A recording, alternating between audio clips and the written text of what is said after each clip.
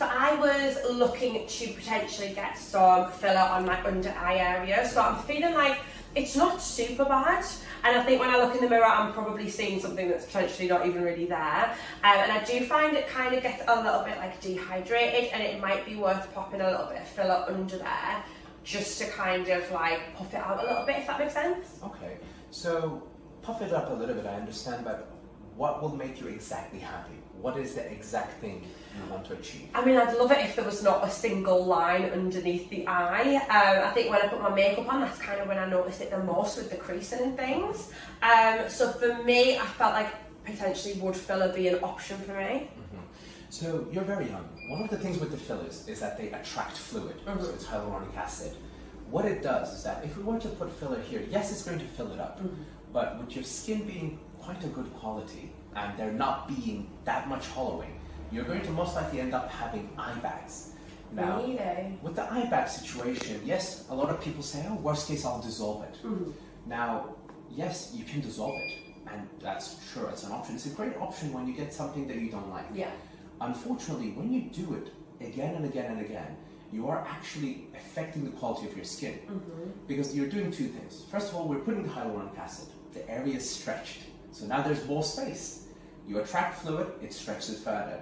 So you are slowly, in a way, creating excess skin.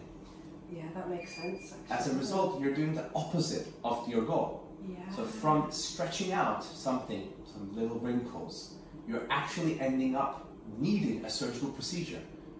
So it is a common mistake a lot of people do. They see a value in the eye area, they say it's a little bit dark, and they say, pop in the fillers. Yeah. And it is the first instinct for a lot of people because it's a cheap option, and they say, worst case, I'll get it dissolved. But think like this, even when you dissolve it, your skin has been stretched. Yeah. So it's never going to go back to kind of what it was before. Exactly. So essentially, what you're saying is, in the beginning it might be okay, but then if you're not really too keen on it and you keep having it done, eventually I'm probably going to end up needing surgery on it because we've stretched it out too much. Exactly. And in long run, it's going to do the opposite of what you're hoping for. In the early days, it will be fine. Yes, it's going to be a bit fuller and everything, but still, in such young people, it is always better to be a bit more conservative and give it some more time. Now, you said you feels a little bit dry. A good option is some good moisturizing cream. You can apply any one you like. Of course, you go into the sun and everything, put some good SPF 50, at least 30 or plus, in order to protect the quality of your skin. Wear your sunglasses, keep the area protected. Some people go to sunbeds and they don't cover the area. As a result, what happens is you're basically damaging your skin, creating more wrinkles. Another thing commonly people do is that they judge it when they're smiling. So when they do this and they say, oh, that's excess skin.